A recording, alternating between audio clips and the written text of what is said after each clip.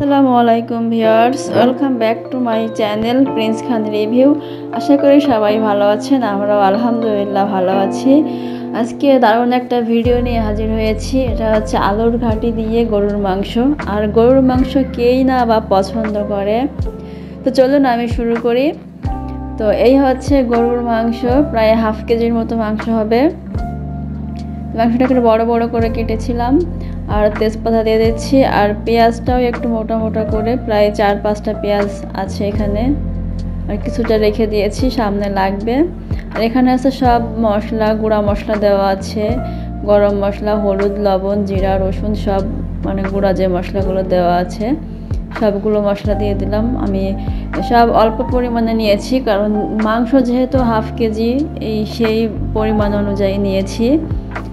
আমি এখানে হাফ চামচের মতো দিয়েছি আদা বাটা, আর হচ্ছে জিরা রসুন বাটা 2 চামচের মতো, কারণ আদা খুবই কম ছিল, যার কারণে আমি কম দেওয়া হয়েছে।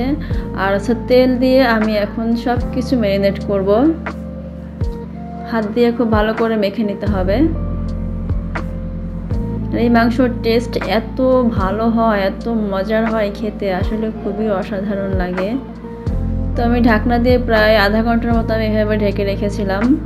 আর হচ্ছে এই যে আলু আগে থেকেই আমি সিদ্ধ করে রেডি করে রেখেছি, ঠান্ডা হয়ে গেছে অলরেডি। এখন আমি আলুর খোসাগুলো সব ছাড়িয়ে নেব। এখন আলুগুলো হচ্ছে আমি ভেঙে নিচ্ছি হাত দিয়ে।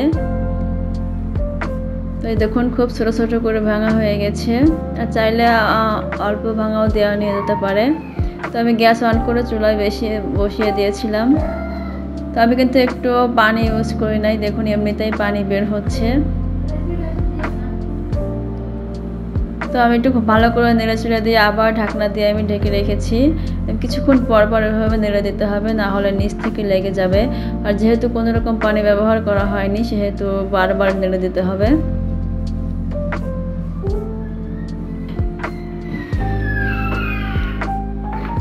তো আমি এখন দিয়ে দিয়েছি হচ্ছে 1 কাপ পরিমাণ গরম পানি, কারণ আমার গরুর মাংসটা খুব ভালো সিদ্ধ না হলে খেতে কোনো মজাই লাগে না। তো আমি এইভাবে 2-3 বার করে আমি পানি দিয়ে সিদ্ধ করে নেই।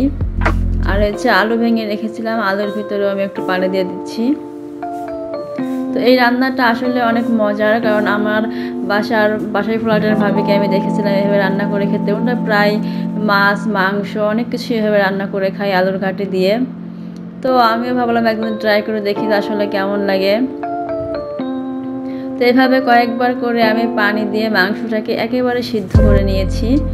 আর এখন দেখুন তেল উঠে চলে আসছে উপরে, আর মাংসটা আমার 80% রান্না হয়ে গেছে। তো আমি সেই আলুর ঘাটিটা সম্পূর্ণ দিয়ে দিলাম।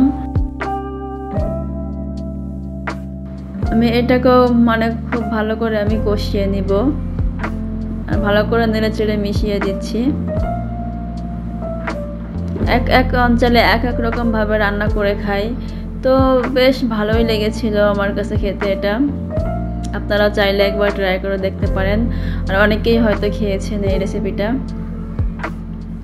তো আমি প্রায় 2-3 মিনিট পরে আমি নেড়ে দিচ্ছি, কারণ কষানো খুব ভালো করে হয়ে গেছে। আর এখন আমি পানি দিয়ে দেবো, হচ্ছে গরম পানি দিয়ে দেবো।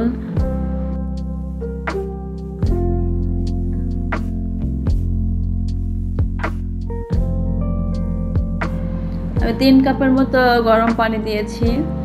আর এটা যেহেতু আলুর ভেঙে দেওয়া হচ্ছে, ঝোলটা খুব তাড়াতাড়ি টেনে নেবে।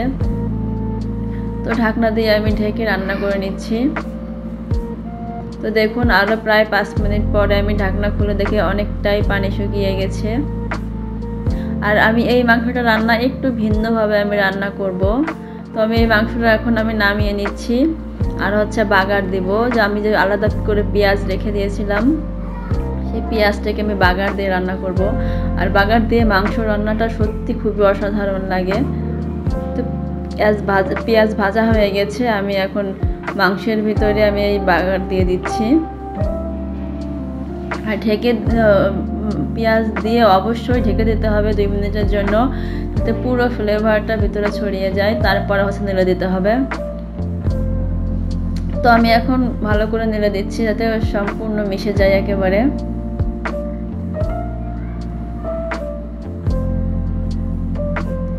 যে কোনো রান্নার পদ্ধতির কোনো শেষ নাই। এই যে ঝোল ঝোল রাখা আছে এটা কিন্তু একসময় একদম শুকিয়ে যাবে, টেনে যাবে। এই দেখুন অনেক টেনে গেছে। যদি আমার ভিডিওগুলো ভালো লাগে আপনাদের কাছে অবশ্যই সাবস্ক্রাইব করে দেবেন, লাইক কমেন্ট শেয়ার করে দিবেন, আর আমার ভিডিওগুলো একটু বেশি বেশি দেখবেন। তো আমি এখন এই গরম গরম মাংসের ঘাটি দিয়ে আমি এখন ভাত খেয়ে নিব। তো দেখতেই পাচ্ছেন আসলে কতটা লোভনীয়, কতটা সুন্দর হয়েছে। তো এই ছিল আমার আজকের ভিডিও। সবাই ভালো থাকবেন, সুস্থ থাকবেন। আল্লাহ হাফেজ।